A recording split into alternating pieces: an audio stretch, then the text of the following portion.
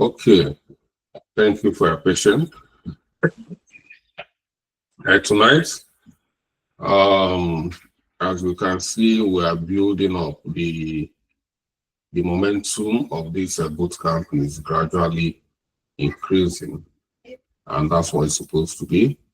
So tonight we are going to look at what is stakeholder, identifying stakeholders and their expectations in a project. So now we don't know anything about stakeholder.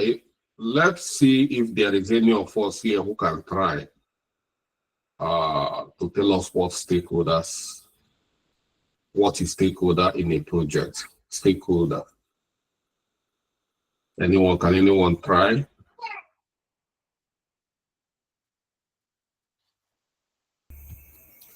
Okay, let me try. Can you hear me? Yes. Stakeholders are people that are being affected by the results of the products of the project. Okay. Thanks for your attempting. You are close to it, but it can equally be refined. Okay, Mary. Yes, hi, good evening, Mr. Charles. Good evening, everyone.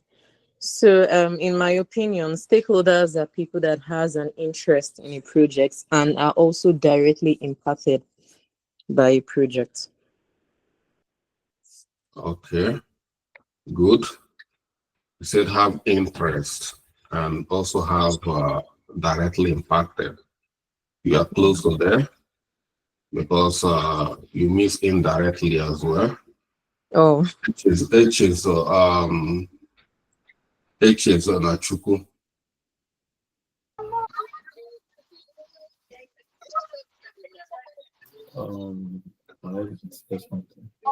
H is Ona. Okay. Me? Sorry. Yeah, can you hear me now? I forgot I was muted. Okay, so when you talk about stakeholder, in my view, stakeholder is made up of those who are directly impacted and those who are not directly impacted, but those who have interest, whose action or inaction will somehow affect the project. So it goes just beyond those who are involved in that project or those who are going to be impacted. The decisions they make, with one way or the other, affect the progress of the project or even the termination of that project or how the project turns out.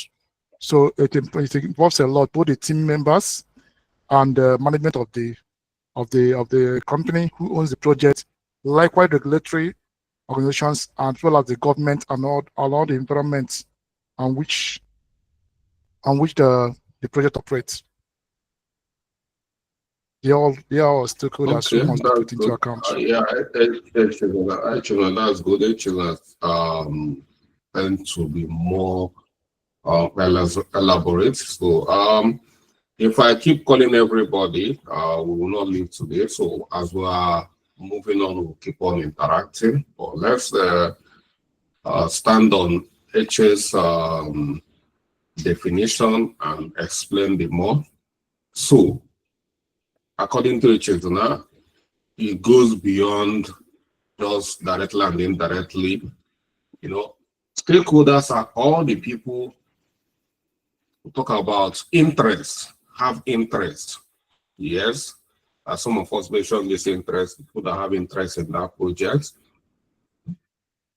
Then there are some other people that are not impacted or they do not have interest in some way or the other.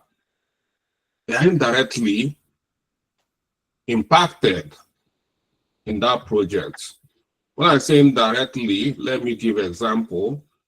If you are working in a project as a business analyst or as a project team member, and your wife put to bed, you can take a leave. As a man, we call it paternity leave. Why? because of your wife, and if your wife, your family, they are stakeholders because of you, because you can see indirectly they are not part of this project. The project is indirectly affecting them because of you, even the newborn baby. So these are families of project members can be stakeholders as well. Those people who are going to use the product or the end product, customers, they are all stakeholders. Then we'll have regulatory bodies, like she said, they will have some regulatory bodies like local governments, they are not part of, or health and safety officers, all the regulatory bodies, they are still stakeholders. So this is a collection of all these people. And some members in the organization, everybody in the organization is not a stakeholder in a project. You know, we have few members that are stakeholders. You know, so you'll be guided so that you won't think that as long as you are part of an organization, you must be a stakeholder in a particular project. No. As a matter of fact, is those that are directly affected. For instance, we are implementing a CRM system for an organization. Some people that are not affected by that particular product, either by securing the funding or using the product, some of them are not going to be stakeholders. So if you need to capture stakeholders, you mind the people you capture when you try to understand their interests. Because you are going to go out to understand the stakeholders. The purpose is to understand their interests and their expectations. It's very, very important. So that is stakeholders. If you understand stakeholders very well, that is the easiest way to deliver a quality project, because you understand their expectation, facts and figure. You talk to them, they talk to you. That is what we mean stakeholder requirement gathering. You don't deliver projects, or you don't capture requirement based on assumption. You can say, I think they are going to like it. I think this is what they think. I think what, no, you don't do that. So when it comes to I think, you have to go back to refine. It means that particular requirement is vague, is not clear enough. You cannot think. Yeah, they said, this is what they want. This is what they expect from us. This is the KPI. This is the success factor. It must be measurable. It must be specific. It must be time-based. You know, it must deliver a value, viable, value. So you can't just say, I think, so that is it. So that is why we have to understand stakeholders and their expectation. Once you do not understand it, you enter into the major problem most of the project managers or project team members have, and that is what we call scope creep. You creep out of what is expected because you do not understand the expectation. And with that, by the time you creep out, creeping, you start struggling with your time. You creep out, creeping, you start struggling with your budget because you have wasted a lot of time on a lot of out of points. You wasted a lot of money on a lot of out of points. So that is it. That's where you can mess yourself up. So let's look at our notes to have it more accurate, more documented, and we'll see the process. We'll have a long process of trying to understand stakeholders and their expectation. We use what we call stakeholder analysis. We are going to look at how to create a stakeholder analysis. We'll see a template most components, key components that will make up what we call stakeholder analysis.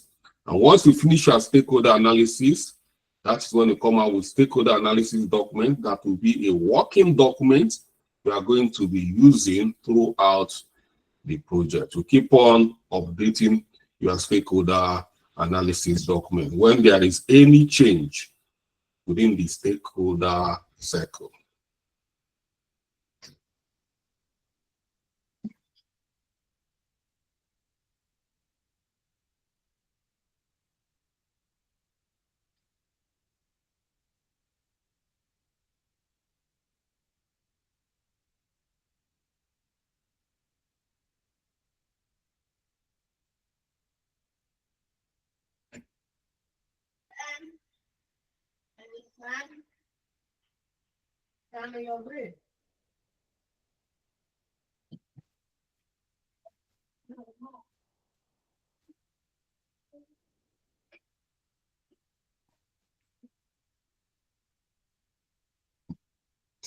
So we're going to try to understand how to create these stakeholder analysis documents. It's very important. You first conduct stakeholder analysis before you move to other things. It's very, very important.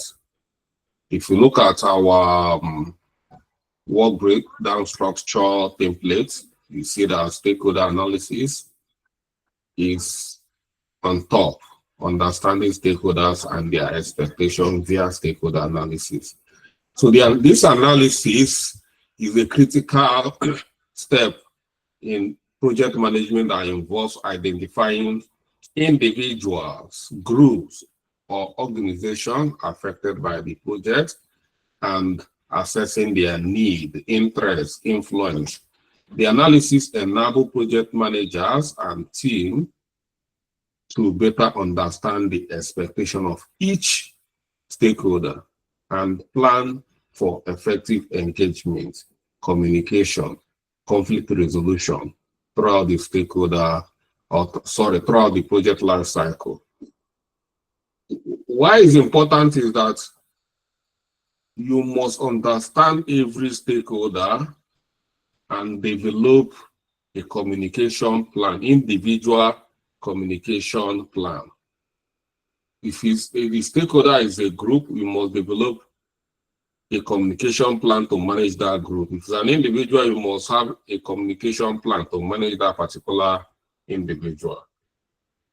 You cannot use the plan you have for high influence stakeholder to manage low influence stakeholder, because we have high influence and we have low influence stakeholders.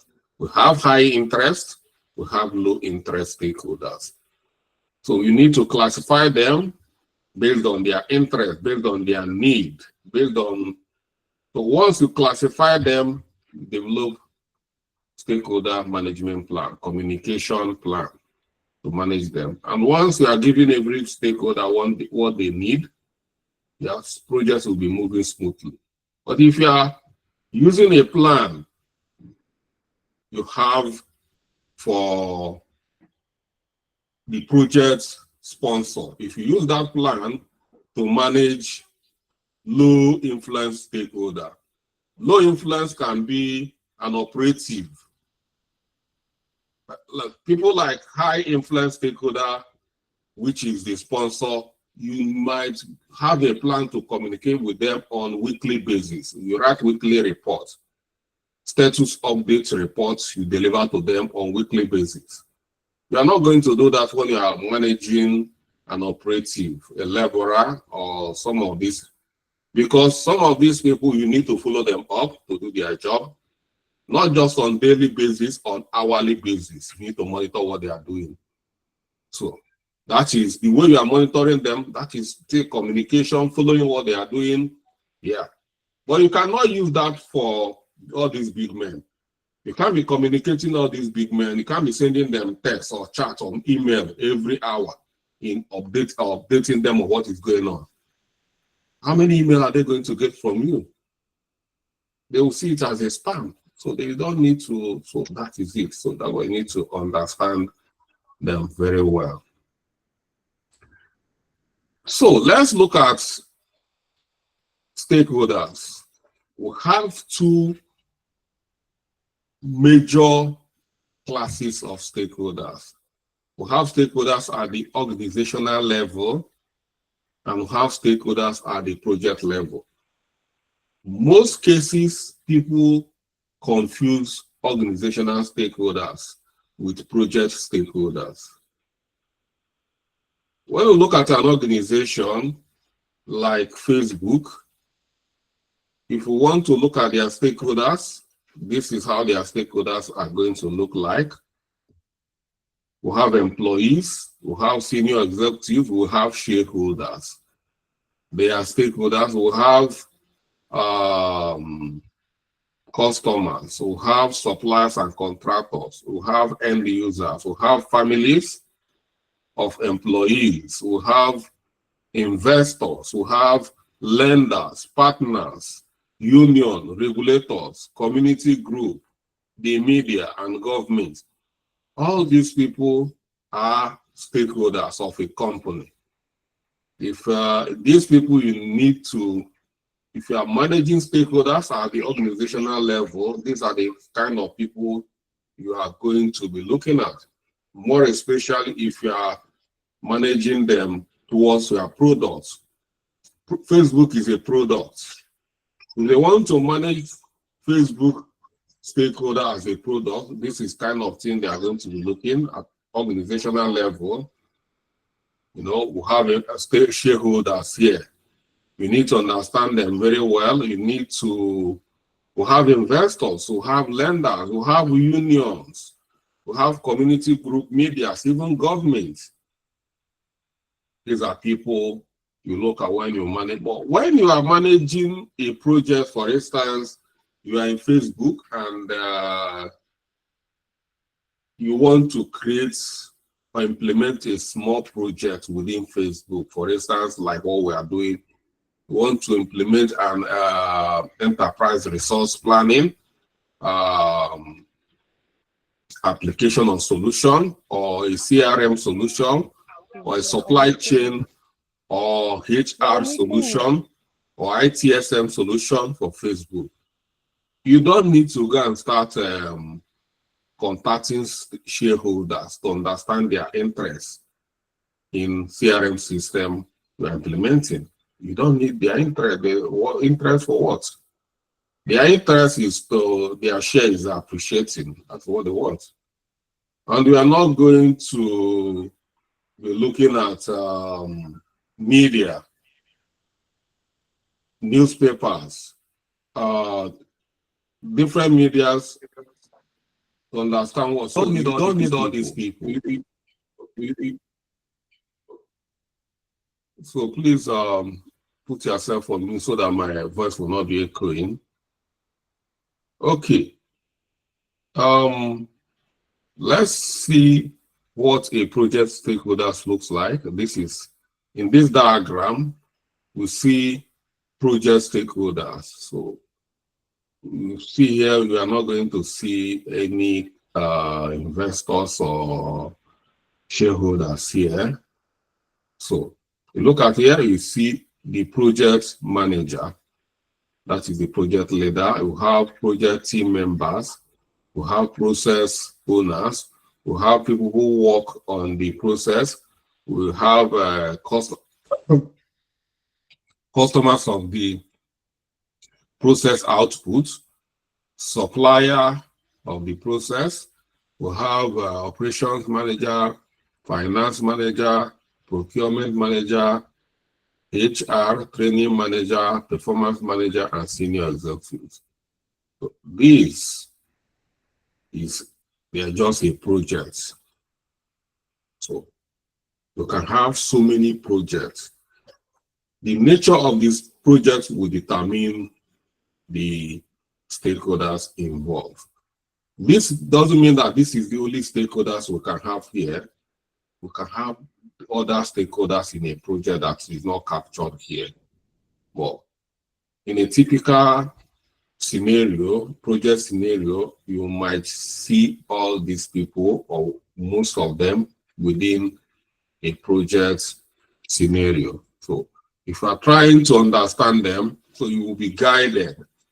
Don't go because you are implementing a CRM system, you start requesting, I want to see the CEO. So that, but if the CEO have direct influence or interest in that particular project, you will know. If he is the project sponsor, you will know. So, purpose of stakeholder analysis. Analysis, we're analyzing to understand a lot of things like expectations, influence, communication, alignment goal. So when we talk about expectation, they have what they want to achieve, identify and understand their need. They have a need. Every project must have a need. Why is it? To understand the need and the concern of each stakeholder. You know, if they are inviting you as a project manager, which like a wedding planner is a project manager, they invited you, you should know there is a need. The people do not just start organizing weddings. So you must understand their need. What is the need in that wedding? How do they want it? You must try to understand people who are going to give you the accurate information. For instance, if you are hired as a wedding planner and the person who is having this wedding is the son of a governor, and the person who hired you is the son of a governor. Yes. If you need to understand the person, the need, is the person who hired you. Some of us might say, hey, because I need to know what the governor. No, you don't do that. Because he's the son of the governor doesn't mean that he's only if he's the governor that hired you, that I want you to manage my son's wedding. Then you start. But even if the governor is the person that hired you, then you must equally understand, because the wedding is the person who is wedding. You must understand some of the things. So the point I'm making here is that you must understand, identify the key players, avoid confusion. So if you now, because you are so overzealous, you want to have a means to be working with the governor direct, and you are the person who hired you is the son of a governor, you start bypassing the person, there will be confusion. The governor will tell you, I want this thing for governors. What if the son do not want that kind of lousy wedding party? Might just want it very simple. Who is paying you? They'll be confused. You feel confused. Governor will be telling you this, and the son will be telling you different things. You'll be having conflicting interests here. Who do you put yourself into that mess? It's important you try to know the people you speak. It happened like that in the organization. You find out that you might make a mistake and start talking to the wrong stakeholder. Some of those people might not even know that that project is existing. Oh, they realize that this project is existing. They want to start making input. They want to start, but they shouldn't. They start controlling you. You become confused. You don't know who to talk to. You must have to understand who are the real people. It happens a lot in the organization. Happens to me so many times. So many people will start throwing a lot of things from the window. Requirements. You capture requirement from the wrong people, you will start struggling with your budget. So identifying is key. It's important. You ask questions. You know, if you know who is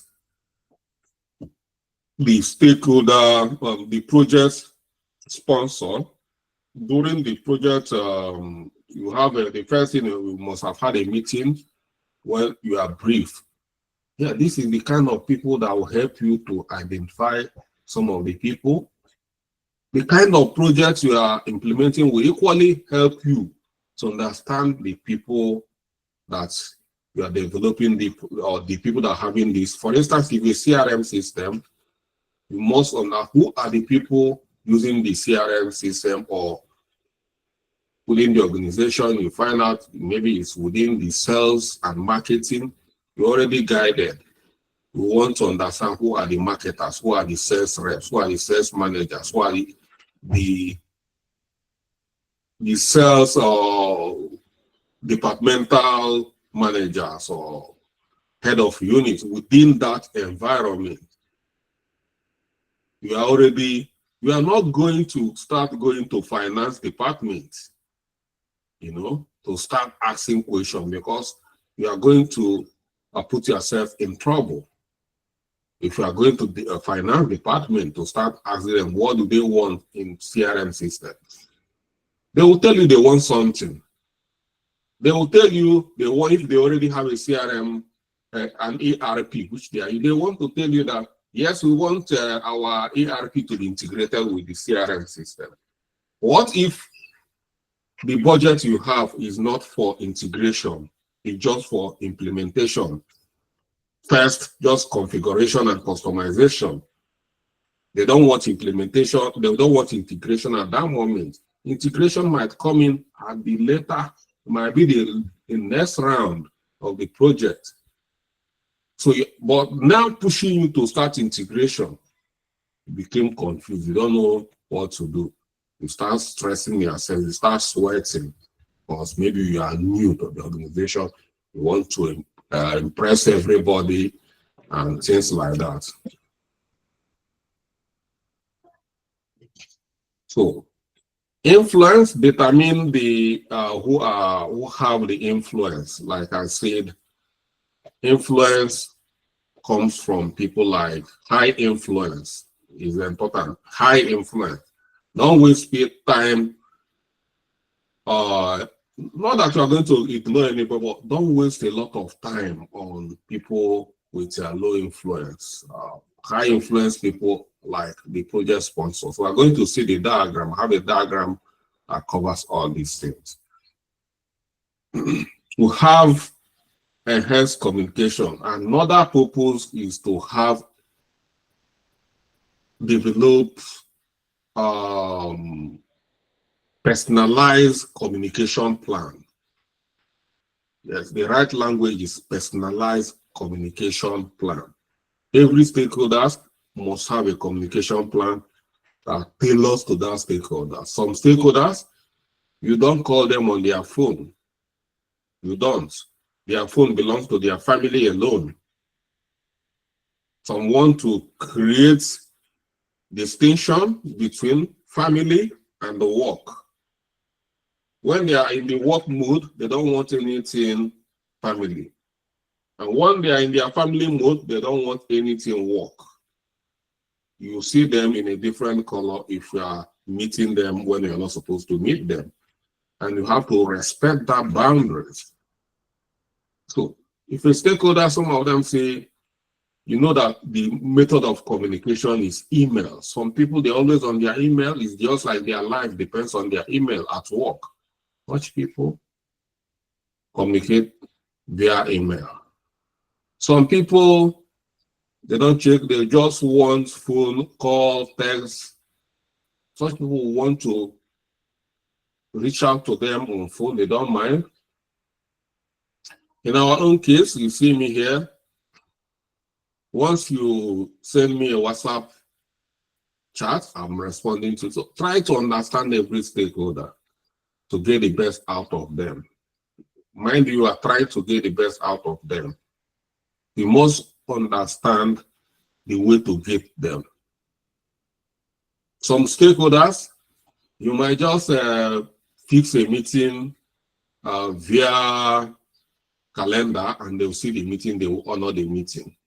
Some people, you fix a meeting via calendar, and they will ignore it. Such people, they want to, you give them when they are, maybe during their break time. Such people, they are big men, they don't, so you chase them around, so you try to understand the way. And such people, some people, you don't communicate with them all the time. They want to report at a periodic period, like weekly reports. Some people, like all these operatives, you need to be following them. The moment you give them any small gap, they will abandon their deliverables, all their tasks. So that's communication. Align goals. Ensure the project objectives align with key stakeholders' interests, which helps in securing their support. If you do not understand their interests, it's going to be difficult to align the objective with their interests. So, steps in conducting stakeholder analysis. First, identify stakeholders, list all people, group, or organization that will be affected by the project. Typical stakeholders include customers, vendors, sponsors, regulatory bodies, team members, and end users. So with this guide, you already know as typical stakeholders.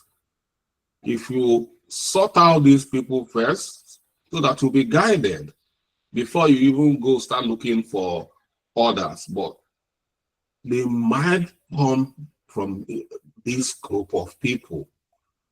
There's no way you capture this group of people and you miss it. It's going to be very difficult for you to miss the stakeholders when you capture this group of people in a project. Let me highlight it.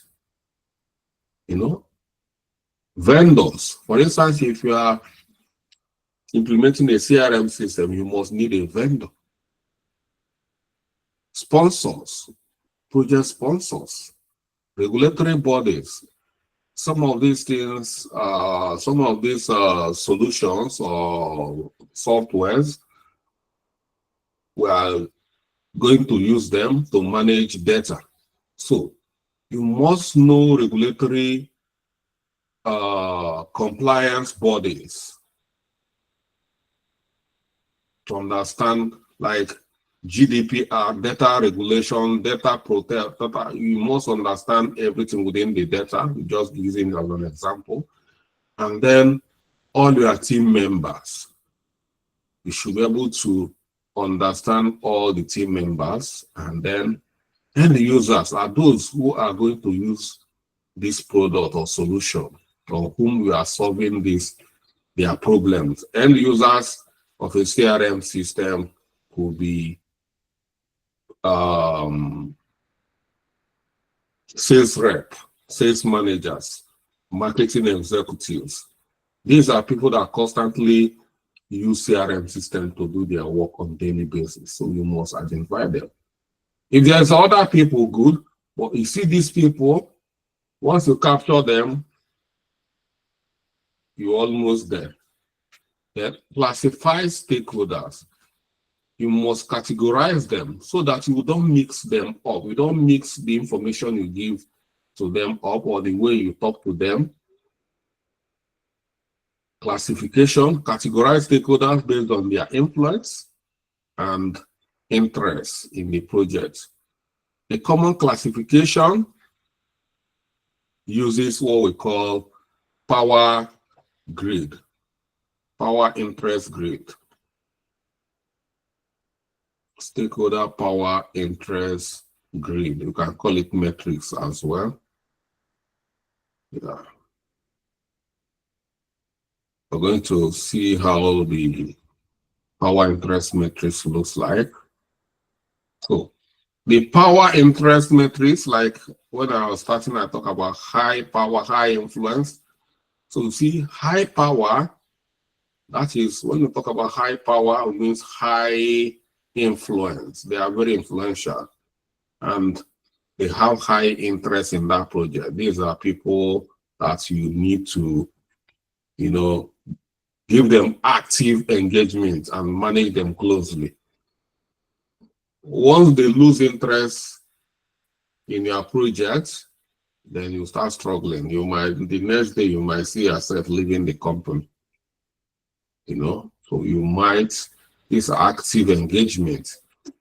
You have high power, low interest. This kind of people, yeah, you must understand what they need and give it to them. They don't have any, yes, they have, they can't, but the interest they have in that project is just for you to comply. For instance, we have so many regulators, depending on the kind of projects we are working on. You have company house if you want to register, if you are maybe implementing at that level. You have CAC, you have company in UK, we call them company house. In Nigeria, we call them Corporate Affairs Commission. We have health and safety, depending on the kind of project. We have ICU, like data regulatory bodies. We have so many of them. We have local government authorities. Here, before you can dig a hole, is your house. So you bought the house with your money. You've not even known that you have paid everything, but you still don't have right to go and dig a hole in front of your house. That you are doing constructing anything. Maybe you want to have a paved way or do this. Here in UK, most of the things you need to do, you need to get permit from the local government. So you must understand those people. All you just see one day that you are in your house, you just come and seal the place, and that's it. You didn't even, they will not even, so understand. But if you have given them what they want, that's it. No problem with you.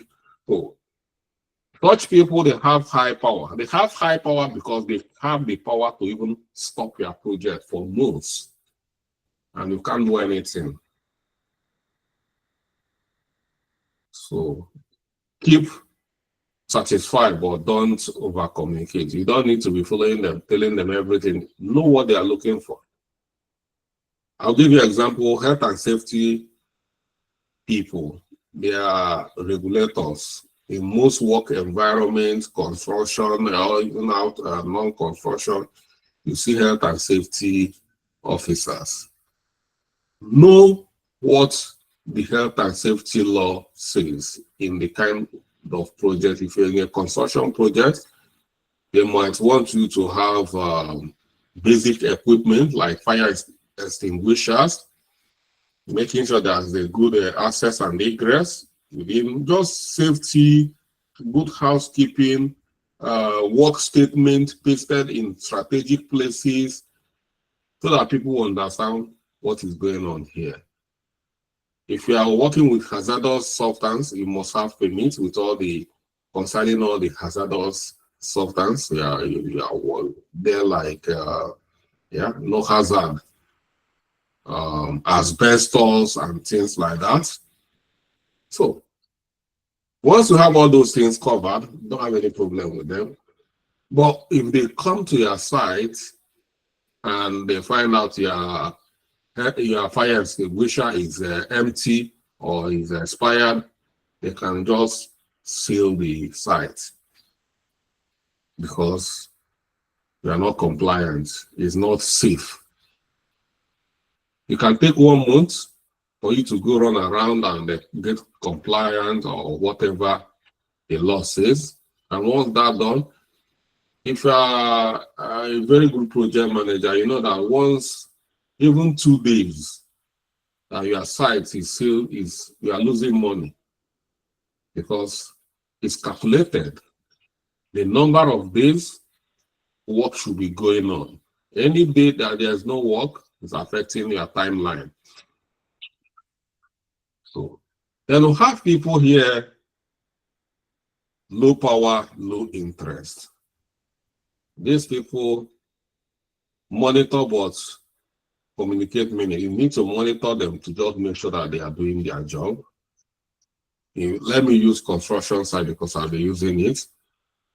If you're working in construction site, you will see operatives working there. You see electricians, you see plumbers, you see bricklayers. Some of these people, if you don't monitor them, once you are out of the site, all of them will just leave and go and start smoking. Once they see you, they rush back and start drilling the holes, doing pop, pop, pop, pop, pop, like they are doing anything. But actually need to monitor and make sure that they are doing their work. Let me tell you the truth behind what they are doing is that if the project is meant to be 6 months, they want that project to last for 1 year. Why? They want to have a place to go to work. What matters to them is that every day they are going to work.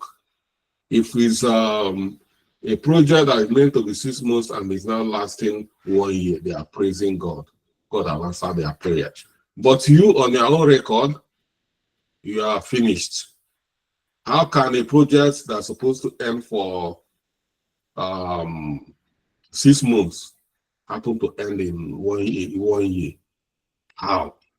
You know, it's for a project to last for 1 year instead of 6 months. Do you know how much budget that needs to be, allocated on that? How do you secure that such budget from stakeholders? It's going to be difficult. It's going to affect your record in that organization. So that's why you need to monitor such people. So once that's done, do the classification, analyze expectation, analyze influence each stakeholder, analyze for each stakeholder, assess their expectation, potential concern, and the influence they weigh over the project. This will help in prioritizing stakeholders and identifying strategic way to engage them. Develop a communication and engagement plan. Tailor a communication plan to manage each stakeholder or group effectively. You say tailor, so personalize communication plan. Define the frequency and content of communication based on their need and influence. Whatever you say to them must reflect their influence, So, yeah. And that's it. So, let's look at diagram to see how this works.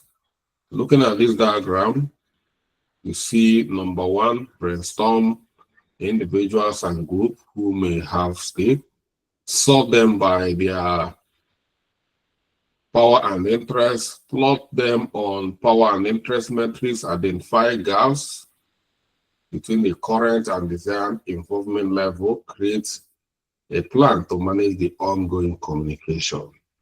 So, starting from sorting them, you see here, once you want to set them, like this diagram is what we call affinity diagram.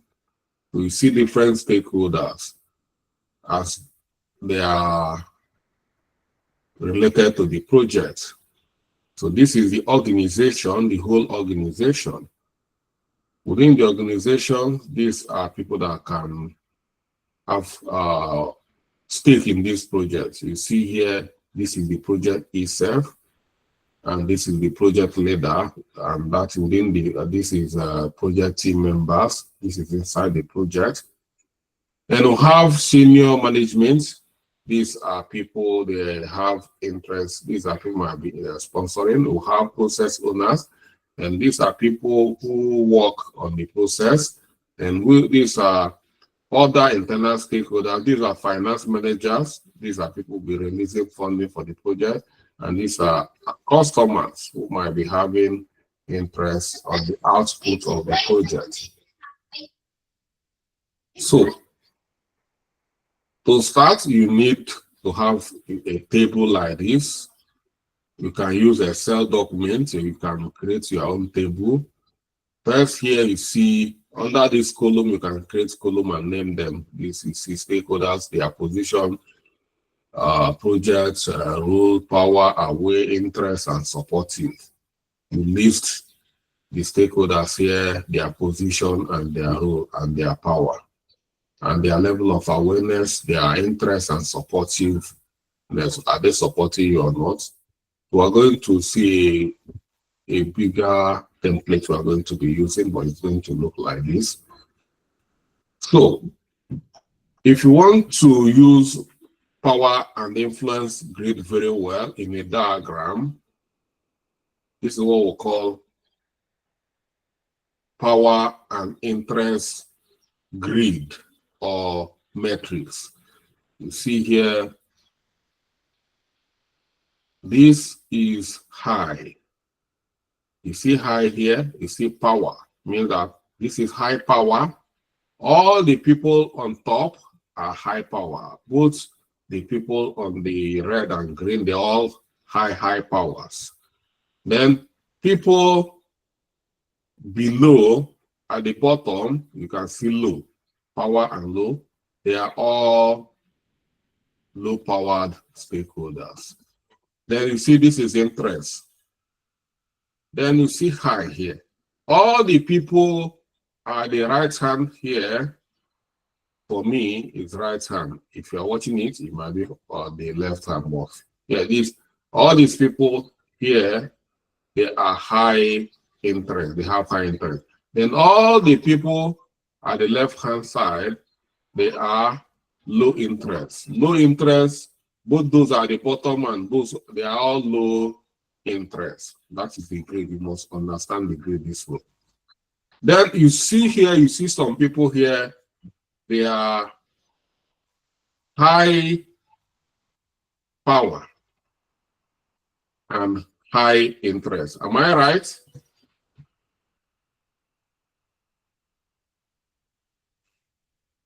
Are we in affirmative or are we sleeping? Yeah. Are we? Yeah, Yes, we are. yes, you're right. You're I right. agree with you, sir. I agree with You're you, right. sir. Okay. All right. Yep, we are I just following. want to make sure that I just want to make sure that you people never jack back. No, Okay. no. We did.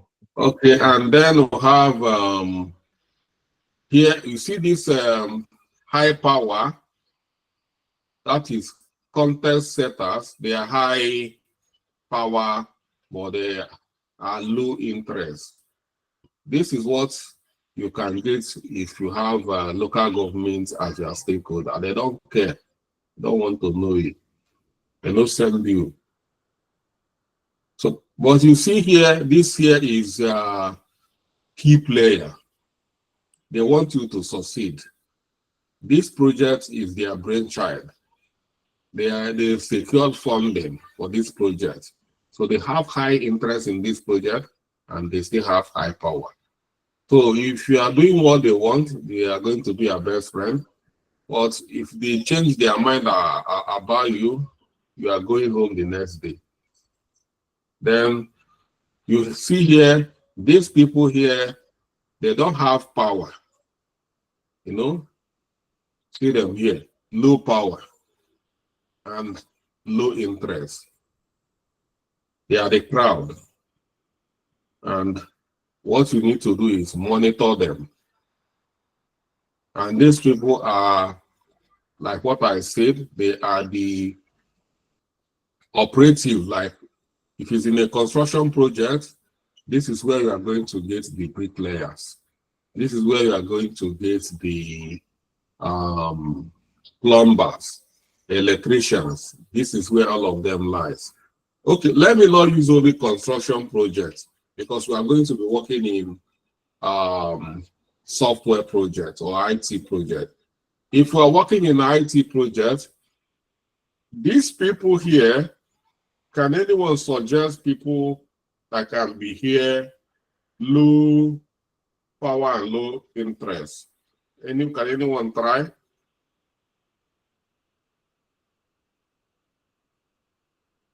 Anyone?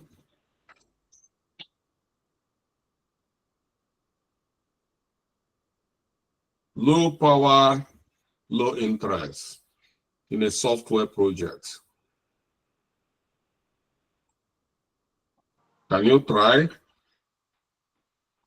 Chinelo?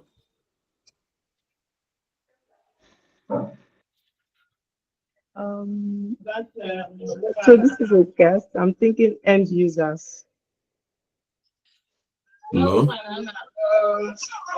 not end users. End users have interest. They want to know the outcome because you are solving a problem for them. I can say developer. Obinna, AJB, I can say developers. good. Matter close. You know, they are developers. You know, these developers, they are operatives. In software development, they serve the purpose of electricians. They serve the purpose of plumbers. They serve the purpose of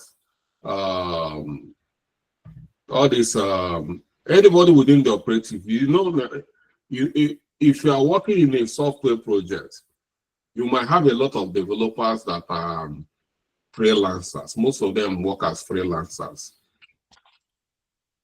Do you know why you have to monitor them?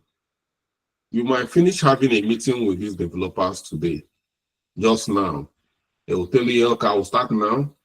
Immediately you close that meeting, they will jump on another project, start talking with another client. You know? So if you don't follow them up, at times they will mess you up. They'll keep on giving you excuse. They will be collecting jobs here and there. They might have up to 5 projects they are working on. At the same time, they want to make a lot of money. They want to pack money. Even some of us here, we do that. Like some of us are business analysts. Or, you know, some of you will start seeing it very soon. You see some BAs, they are doing like 4 jobs at the same time.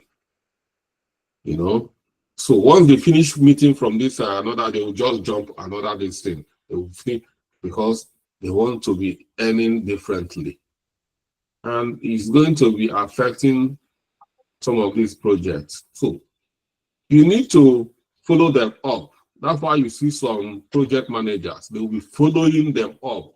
You know, they will say this project manager is very mean.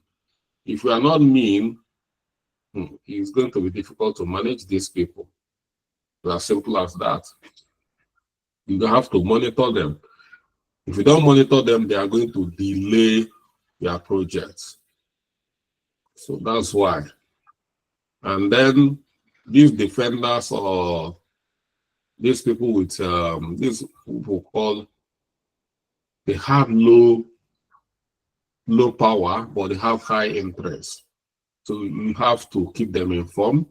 Some of them, let's say in a CRM project, they are going to be people like the sales rep that are going to use CRM to do their job on daily basis.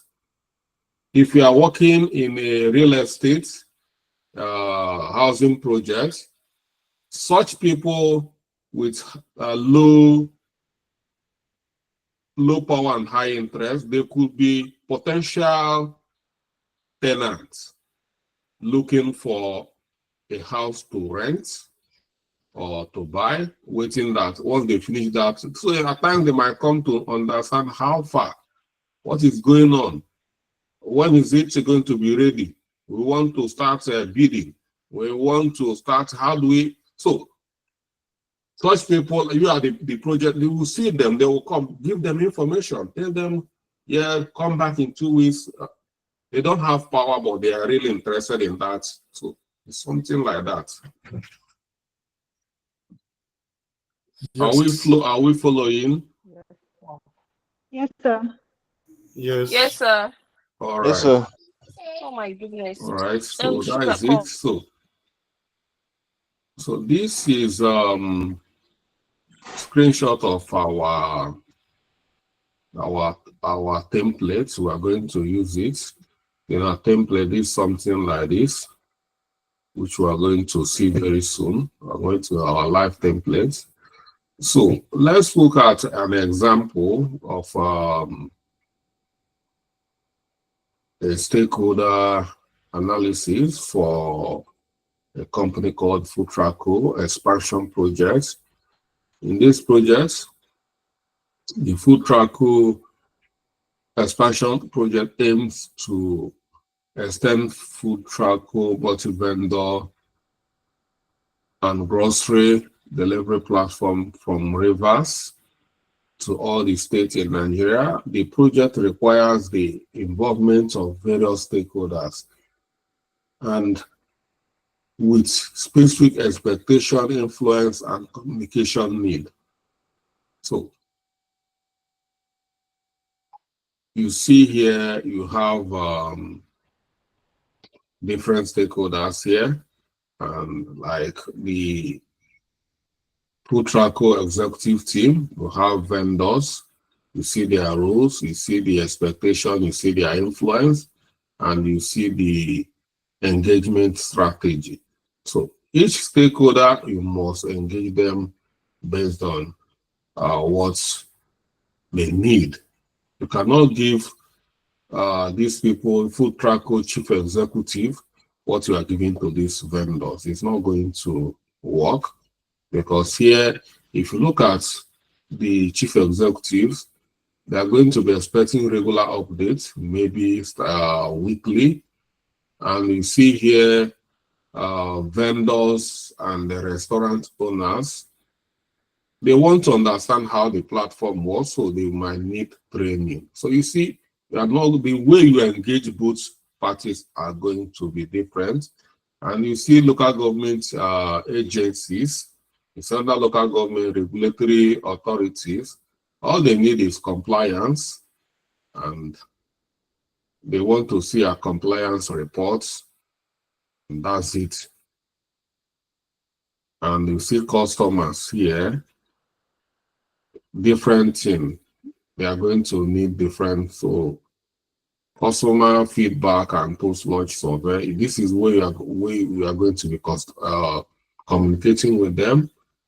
So you need to understand them. You need to encourage them to give feedback, so you know how to improve on the products. So yeah, that's stakeholder, different stakeholders.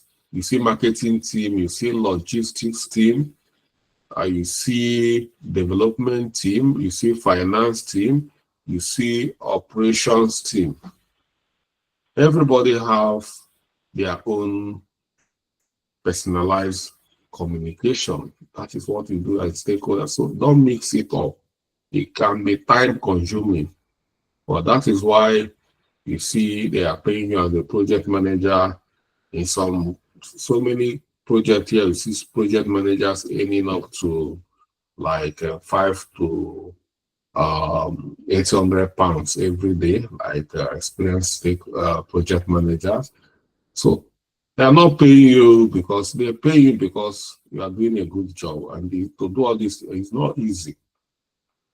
So, but if you understand it very well, it's not there. It's just documentation, but understand the way you carry out it. See, this is the way they carry out their own power and interest metrics. You see power, high power, low power. You see high interest, low interest.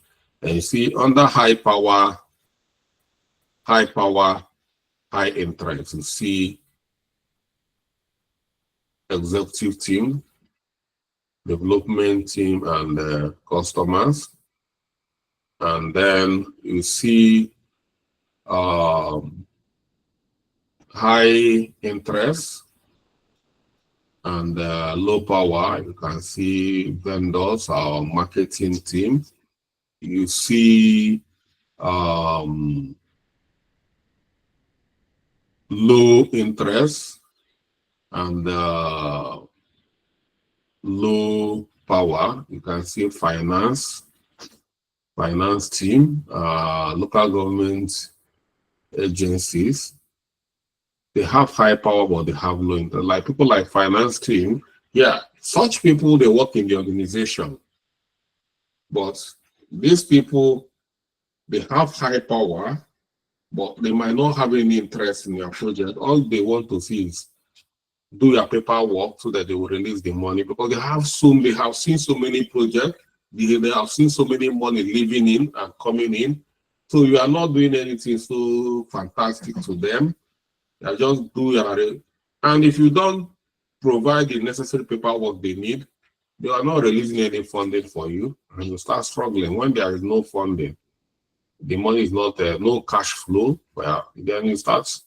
So these are the typical within the internal stakeholders. They are internal stakeholders, so but these internal stakeholders, they are kind of a bit mean. It's not so they are not like government, not only local governments or regulatory that can be mean or have low interest and have high power. So people from this finance team can be like that as well. So mainly we'll have classification as well, external and internal stakeholders. Any stakeholder that is not working directly within your organization, they are all called external stakeholders. And all the stakeholders working directly in your company, they're all internal stakeholders. So, and yeah, you see high power, high interest. We've talked about this. So just to use this note to break it down when you are going to want to read the notes. So, and then we'll have engagement and communication plan. You need to know how to engage them. We already talk about engaging them. So this is a template that will help you. That's what I captured here. Look at the engagement is personalized. So the engagement you give to chief executives, executive team, vendors is different. So you understand personalized communication plan for every stakeholder. You see all the stakeholders here, you have personalized engagement for all of them. So the template we have here looks this way. You can use a Word document to do your stakeholder analysis. Good. Like you see here, we capture the stakeholder analysis here using a Word document, and it's fine. If you can do this kind of job, good, very good. But if you can't, you can use this kind of formatted template to do it. Template like this is very simple to, all you need is just understand how the template was and fill them up. If you know how it was, if you have a template like this, you can see under here, you see the stakeholders name, who is the stakeholders, Mr. Charles Ugu, and then you come here and you see position of this stakeholder is head of finance units, and what is the role in that project is the project sponsor. So you can see the position in the company can differ from the position in the project. Position in the company is the finance head of department, and he is the person sponsoring this project. You want an ERP to be implemented for his team. So he's the project sponsor, he secures the funding. And power, high, because we got high power. So you see here, if you click on this drop down, you can select high power, medium power. But in typical way, we will just say high power, low power, not medium. But you can see I've selected him as a high powered stakeholder. The level of awareness, yes, he must be, she should be aware. This is the standard with which you need to measure the stakeholder. She should be aware of everything going on in this project. He should be aware. This kind of stakeholders, nothing comes to them as a surprise. Don't give them surprise package. You are going to leave that company that day if it backfires. So you just make sure you carry them. They don't want surprise package. Everything, they must be aware of everything that's happening. Then we have interest. Their level of interest, of course, you know these people are high interest stakeholders. So their interest should be high. They should be interested in everything going on. So we should capture as interest. They must be interested in what you are doing. Level of support. They must give you their support. You see, level of interest, yes, not somehow or no. You must, yes. You see, their level of supportiveness, yes. Supportive, they should be supporting you at all time. You've captured this stakeholder. That is the standard. It's not, you can't compromise this standard. When you want to compromise this standard, you sit here. This is the standard. To compromise this standard, your project will start shaking immediately. So, and this is what it should be at all time. This standard is what your project, your relationship with them should be at all time. Over time, you should be, evaluating the current involvement with them to know if there is changes. If things are not the way it's supposed to be, like you see after 1 month or 2 months, you've captured the stakeholders within the standard, you carry out an evaluation to know what you need to be honest with yourself when you are evaluating your relationship with the stakeholders. You see here, level of awareness here.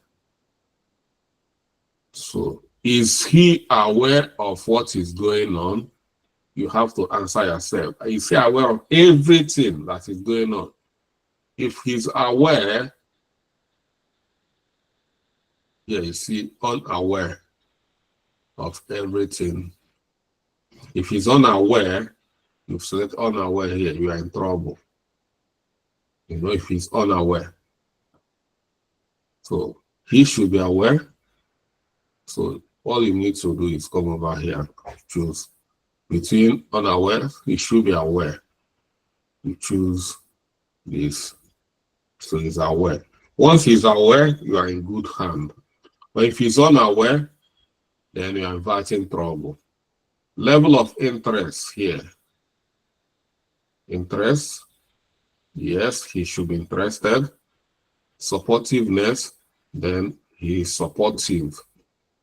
Then, if that is the case, then your desire is already captured. This is what it should be. So you are in good hand. So this is, it has cleared this. You don't have any problem. Your project is in good hand. You are performing. But if you want to evaluate yourself and this big man here is unaware of what you are doing, so then interest is not is a level of interest because at times you want to talk to him and he tell you that he's busy. At times they start giving you attitude when they are not happy with you. When they are giving you this kind of attitude, you should know that something is wrong. They might be avoiding you. They might already started typing a sack letter. You try to engage them, they are avoiding you because they're no longer happy with you. They want to get rid of you. Once you start seeing this sign, wahala don't full ground for you. So they should be supporting you. So, because you are not, you are keeping them in the dark. and it should be. So if you are lucky enough to amend things and evaluate, so you're not receiving support. If you're not getting support from them, then you should know they are not, the level of interest have started the way they, yeah, that is the current state. After you capture the current state, you should know where there is gap in your relationship with them, and you come at the desired stage and amend it. Amend it to make sure that they are well. Once you've done that, your project should be looking healthy again. And then here, where you capture the communication, we call this communication action sheet. So communication plan, within the communication, to make sure you don't muddle things up and mix things up. Every stakeholder, you must select the method of communication. You see here, method. I need to check if it's email, then you put email, and you need to capture the email address. If it's phone, you need to put the phone number. Responsibility of who? Who is it the responsibility of communicating with this particular stakeholder? Because in a project, the developer cannot be communicating with the project sponsor. Anything the developer need, the developer should come to you, not the project sponsor. You don't have that is the hierarchy of communication. So you must know who is communicating with who.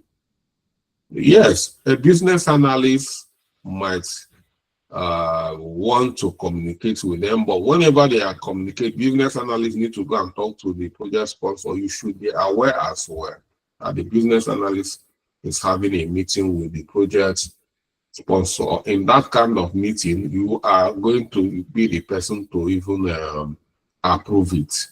If possible, you are going to be there in the meeting as well.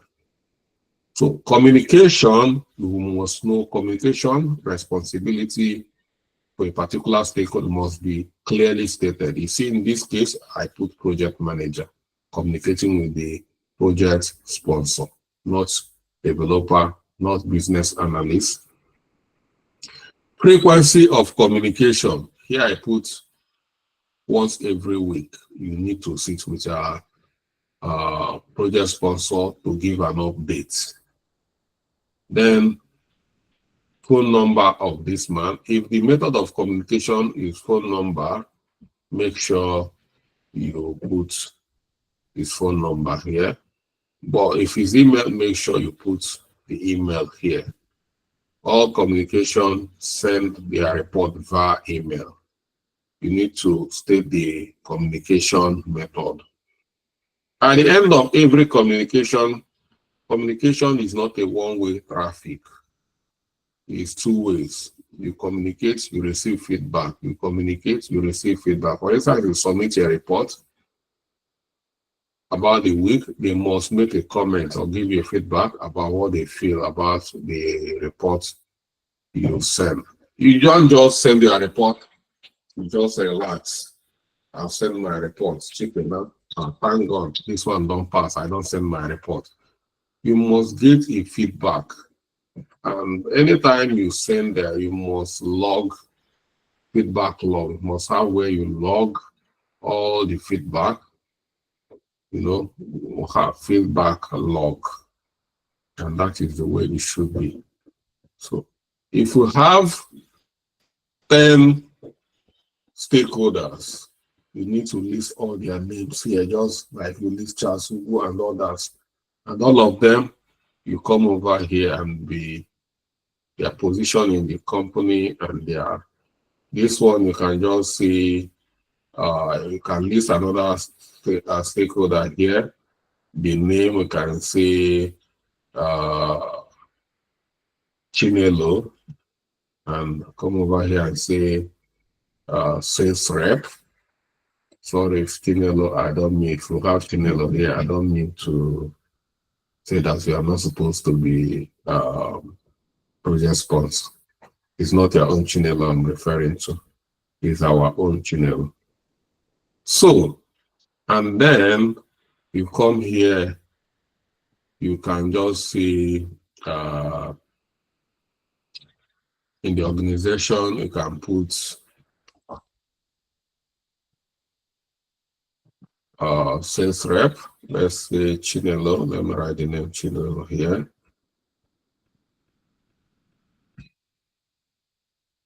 And you come here and say sales rep. And if this is a CRM project, you come over here, you say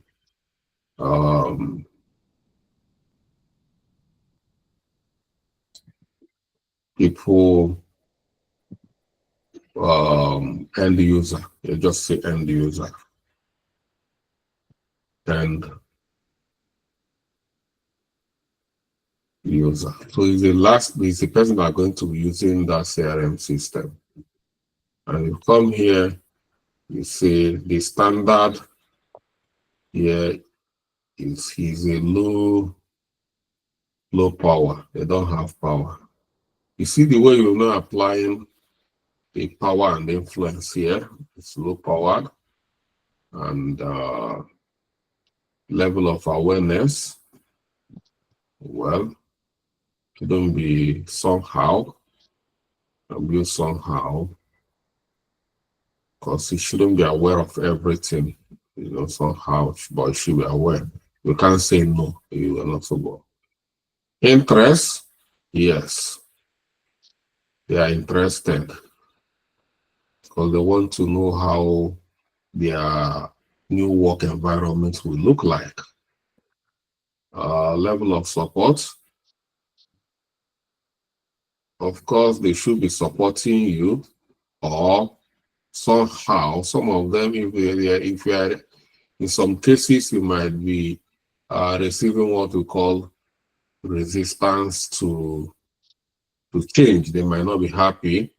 So, because of that supportiveness, even if they are not supporting you, it doesn't change anything. They can't sack you. So somehow,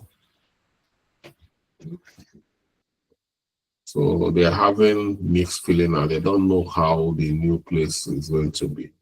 So you see here, what the first people need here is different from what they need.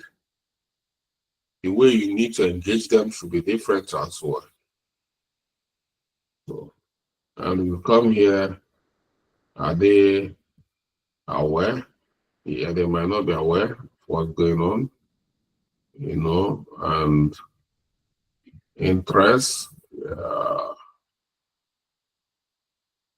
interested,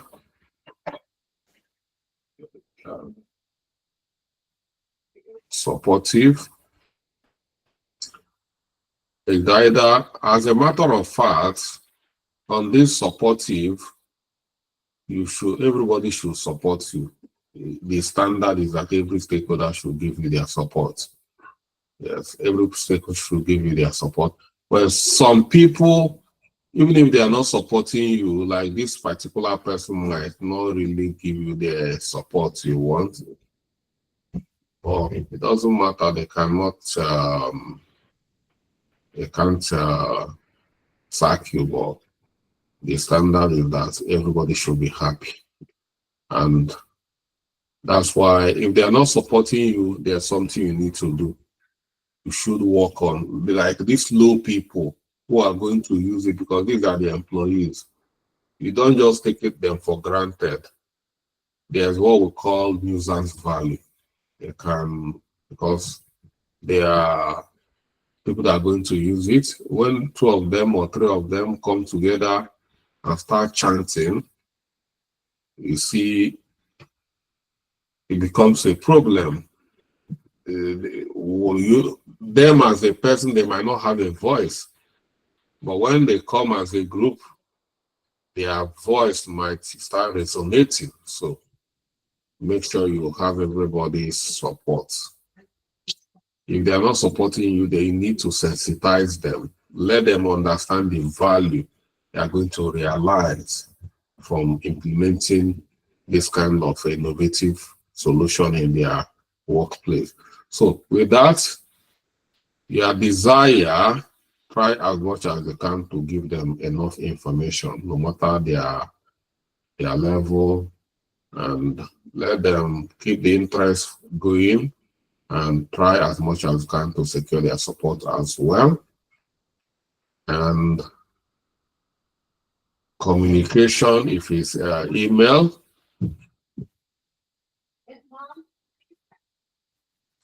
who communicates to them? It could be you, like the project manager, or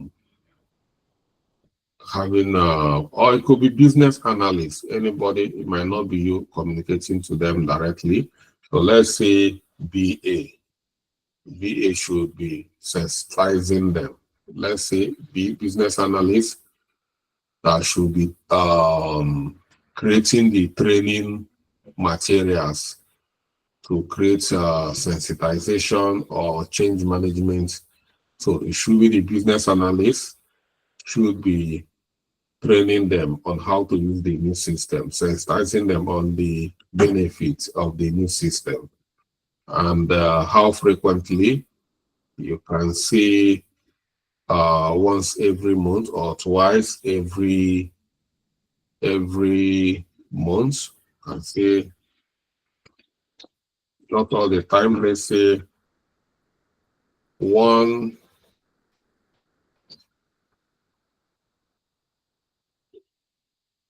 once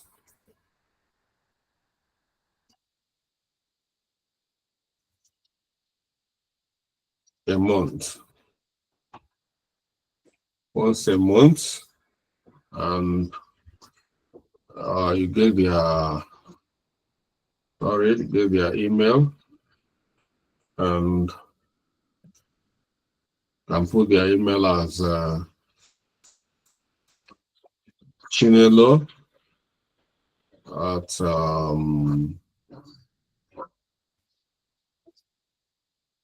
at example.com.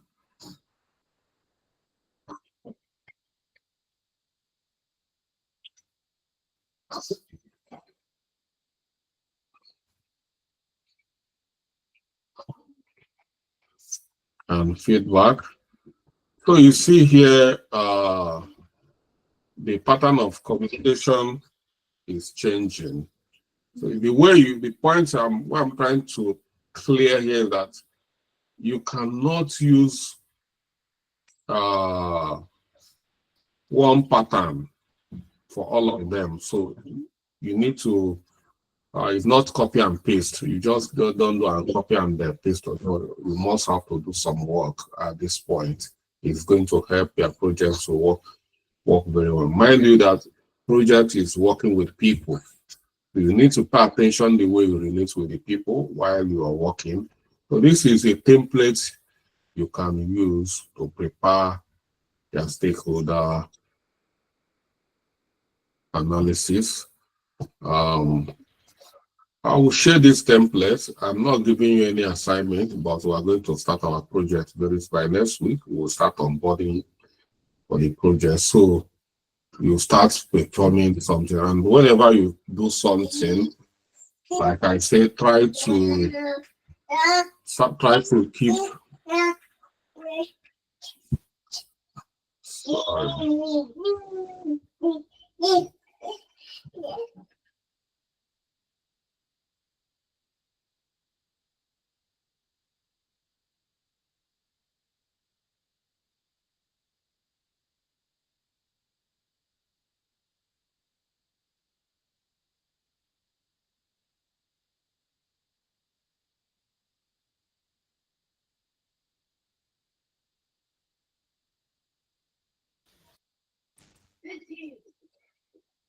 So that's it. That's the document we are going to use for stakeholder. Is a template we have. So if you can use this formatted template, good and fine. I'll prefer you use it during our project. If you can't use it, or if you are a company where you get a job, they are using different templates. Whatever you've seen the way we use the Word document, and you've seen the way, no matter the way your organization is structured, it's not going to be far from this. So you see, it can be, the why I'm using these two templates is for you to know that the stakeholder analysis document is not static. It mustn't be like this, or it mustn't be like that, but you must have the information. The information you have here, you must be it's the same way, but you might put it in different way or in different formats, or it's just the same flow. The key here is understand it. So whenever you find yourself, wherever you find yourself, the way they are doing it, if you close your eyes, you already know what to do. So that's it. This is question time. So this is how to carry out stakeholder analysis. That's where you have to understand your stakeholders and their expectation. Understanding them and their expectation is you have to document it. Document it very well. So stakeholder analysis is essential to identify and manage stakeholders' expectation, need, and concern of all parties involved in a project. For instance, for food truck expansion project, effective stakeholder management will be crucial in achieving a smooth and successful expansion. The power, interest metrics, and communication plan provide a structured approach to manage these stakeholders, ensuring that each stakeholder is appropriately engaged and informed throughout the project life cycle. Stakeholder management is not a one-off. You have to start it at some point, but once you start it, you continue to manage them, you continue to update your document, because as the project kickstarts, stakeholders will be joining, because you might start today with only business analysts, tomorrow you add developers, next month. So people will be coming in, people will be leaving. Somebody will become a stakeholder today, tomorrow they resign and leave, and another person will join. So there is need for you to keep on updating your document to make sure that you have the relevant people you are communicating with at all times. And for those who need to be on the know of every piece of action taking place or what needs to happen, you will be in the same page with them. It's very important. Yeah, everybody is in the same page at all times. So as we are progressing in some of our other tools, you see how even in Jira, how the stakeholders will be on the know of everything we are doing. On the FreeCamp, all the tools we are going to be using, like collaborative project tools like Jira. It depends on the platform you are using. We have so many platforms you can use to manage your project. We have Microsoft Teams. So many companies use this Microsoft Teams. You have Basecamp. We have Asana. We have Monday.com. We have FreeCamp. We are going to use FreeCamp, and so many of them. You find that there are some stakeholders you need to equally onboard them when you're onboarding other people. They might not be performing any action, but they have access to where the documents are. They have access to what everybody is doing at every point in time. They need to know, because they might not want to come and start asking questions. They are following, seeing what is going on. That does not mean that if they need to be receiving regular reports, you are not going to send their report to them. So that's it. So if you've got a question, I'm on for you now.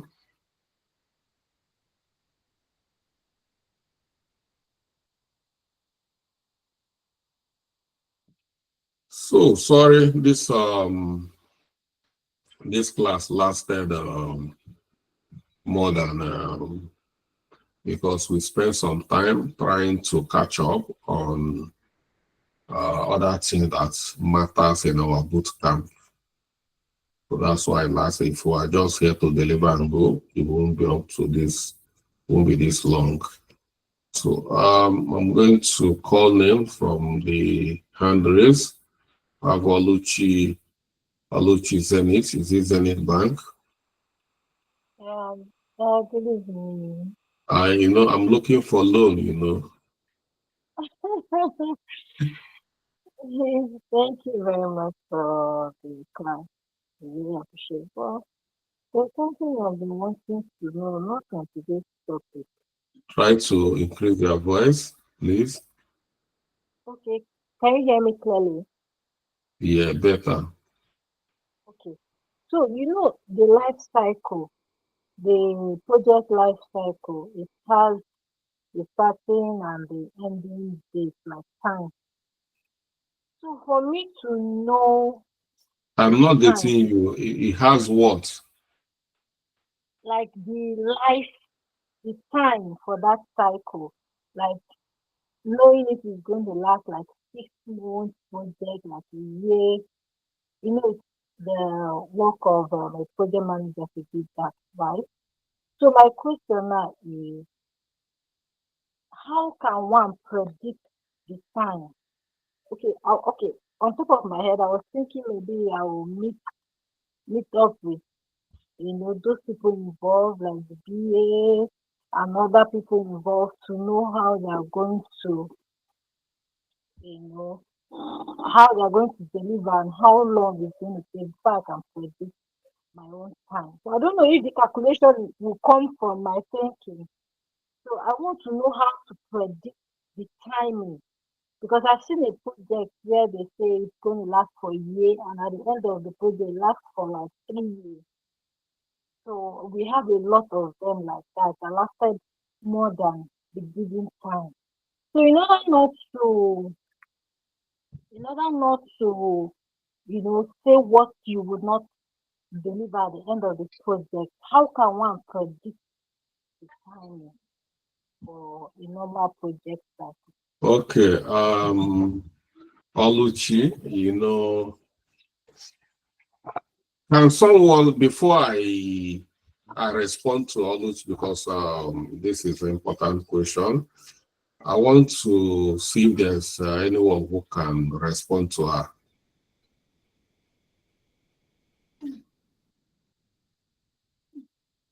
Anyone?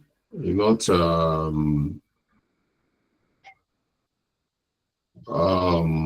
Good evening, Mr. Charles. I want to I try. thought you were raising hand to talk about ask your own Yes. question. You just Yes, I want have to another question. I just want to attempt to answer this. Okay. Yes. So typically in a project, at the planning and initiation phase, there's always a document called the work breakdown structure, and it has the activities, milestones from beginning of the project to the end. So team members and other stakeholders are expected to have inputs in that work breakdown structure, and it's after it's timed, it's expected to give like an estimated time of completion for each project. And I know there are some other concepts that is being used in project management to kind of get an accurate timing. So that will be my contribution, sir. Okay. Olajumoke, you are still in the same boat with Oluchi. Both of you are in the same boat. Anyone more? Because you are still guessing. You are not still getting it. Okay. To save our time, I said you need to identify your stakeholders and their expectation. That is what we're in now. We're in the process of understanding their expectation. part of their expectation is how long do they want this project to last? How urgent do they want this project? You know, you in some cases you don't have that capacity to estimate. I will give you a clear example of an urgent project that needs to be delivered during the COVID-19. Let's say there is a supply of vaccine and government want that vaccine to be distributed within 3 months to all the local governments, let's say in Rivers State. They want that vaccine to be distributed within 3 months because they don't want that pandemic to escalate. They want everybody to be vaccinated within that 3 months. Do you have choice here? As a project manager, do you have choice to expand this to 6 months? No. That's why you have tight schedule. They say that you have tight schedule. You have to plan this project to be contained within 3 months. So the point I'm making here, try to understand your stakeholders' expectation. Are you getting it now? You are not the person saying how long. They are giving you, we want this delivered within 3 months. You can't say, no, this cannot be done within 3 months. So I don't think you've lost the interview. They look for another person. There are so many people who can even do it in 2 months. And you are telling them that, no, it cannot be done. It means you are not competent. They don't want you because you can't deliver. There are some people who can even do it in 1 month.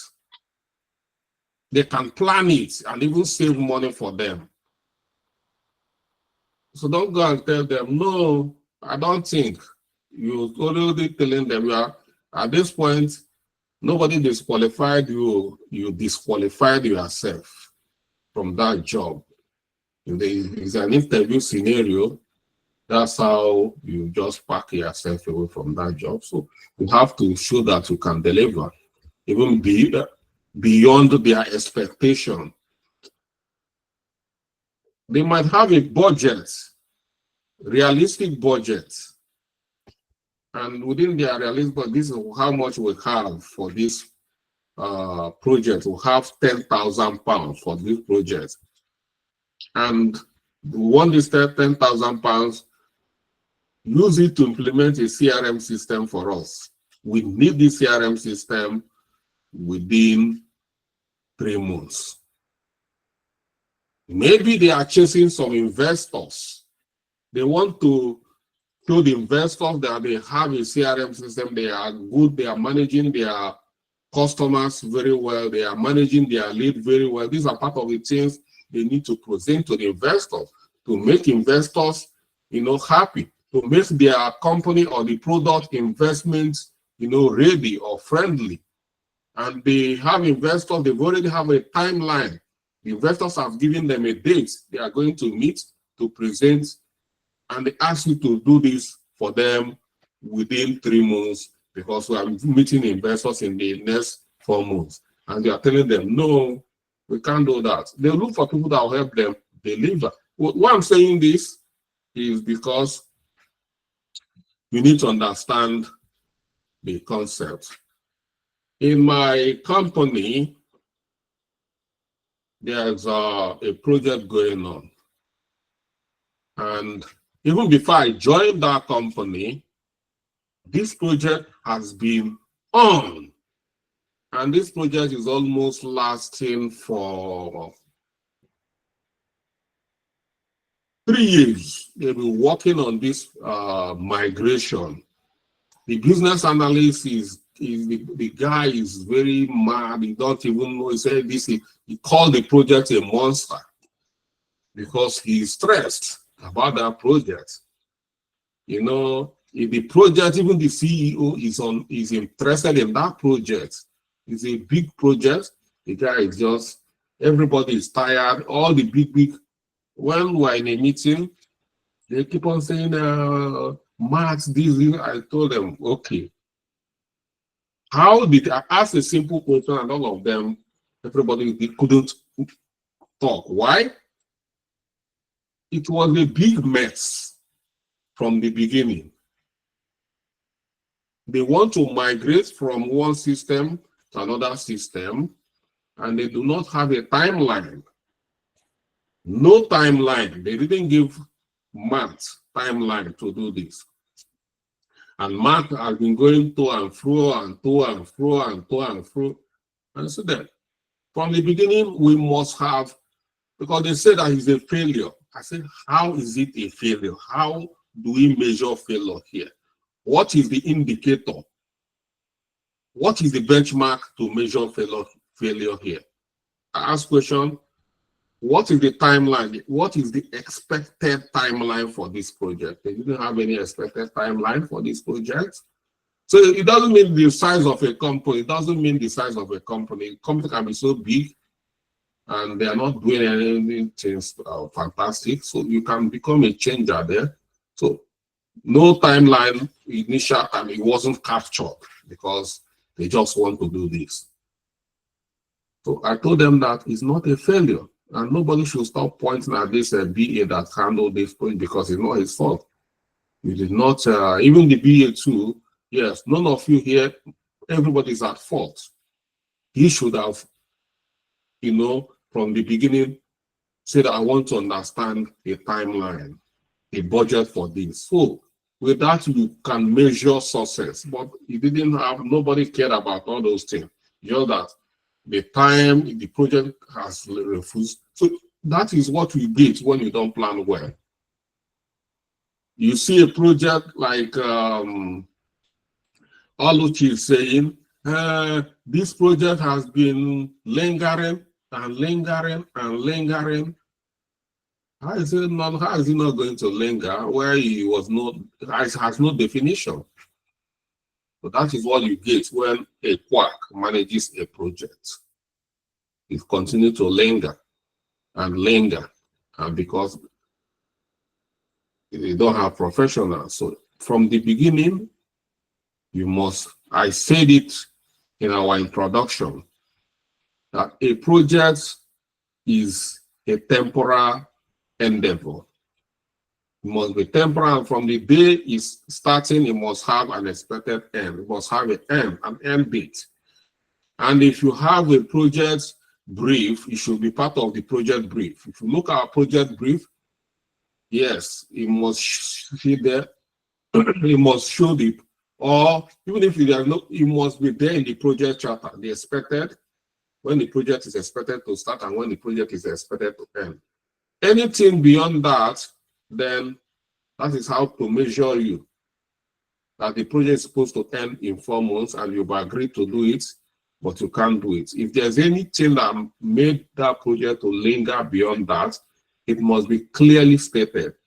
Maybe unforeseen circumstances like COVID-19, the whole country was shut down for 3 months, no going on. So how could you have delivered the project in a situation like that? That can be a factor that can delay the project. Something like that. So, yeah, that is my response to that. Are you clear, Oluchi and Olajumoke? Because Olajumoke, you wanted to answer, but I find out you two are in that boat. But everybody should be clear now. Or are you still confused? Yeah, I'm clear. Clear now. Okay, Olajumoke, you still have question? Yes, so my question is it possible for a stakeholder position on the power interest matrix to change in the course of the project life cycle? Yeah, if, for instance, someone who is,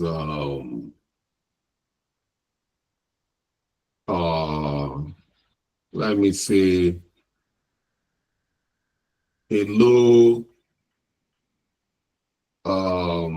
interest person, like a plumber, because I've seen it happen. One of my project managers, she was in that project, according to her, just like a support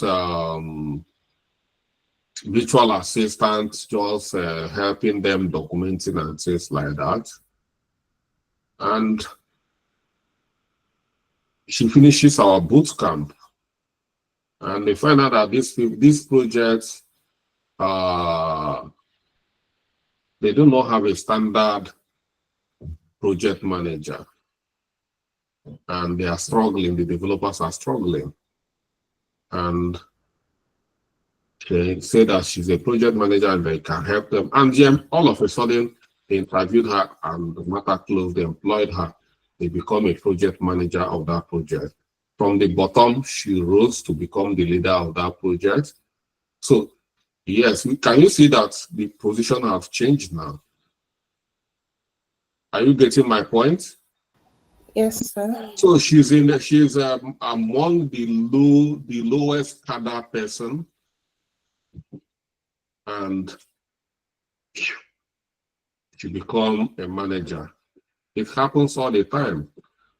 Even in banks, I've seen some people, they have been in the bank as a cleaner, and while they are as a cleaner, they are studying, and on graduation, you might say, yeah, I'm now a graduate too, and they can change, their position can rise. So, and it should be recognized, because we are now taking different decisions. We are now making different inputs. You can become a business analyst, and all of a sudden, the project manager can resign, and you take over the position of a project manager if you have the capacity. You see, position changes. And a situation like that, it has to be updated in the project analysis document, because if they are still looking you, observing you from the low ladder, they are not going to capture your input. It's going to affect the communication plan there, and a lot of things are going to be modeled up. So that's why I said you need to keep on, any changes need to be updated. So yes, you can rise, position can change, your position can change from a low level to a high level. That is promotion. Who say you are not cannot be promoted? Yes, but once you are promoted, it has to be updated. They have to remove you from that low level stakeholder, and upgrade you to high level stakeholder. Is that clear? Yes, it's clear. Thank you. Okay. I think we've captured everything, all the questions, and I want to say thank you for your active participation. And yeah, so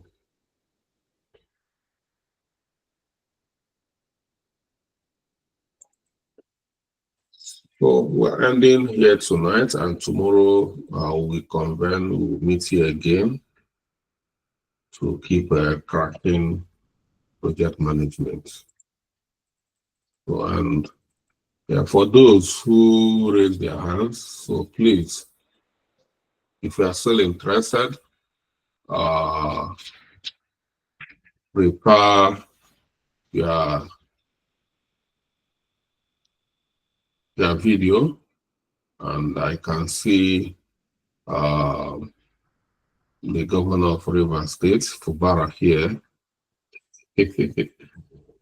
But Rivers State, make una come see the governor. Yeah.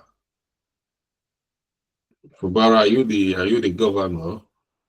No, I'm not. Or you are bigger than the governor self? Okay. All right. Thank you, everyone, and see you guys tomorrow. So, all our leaders in the meeting, please, I'm going to post the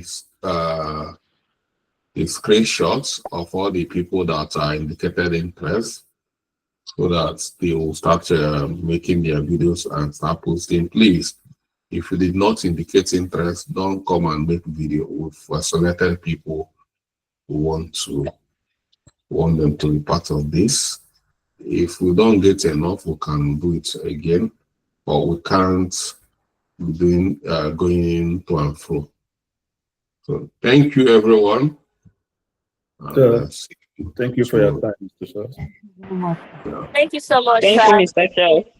thank you, you. Charles. Okay, Good Charles. night. That'll See you go. tomorrow. Thank you. All right, thank you. Yeah.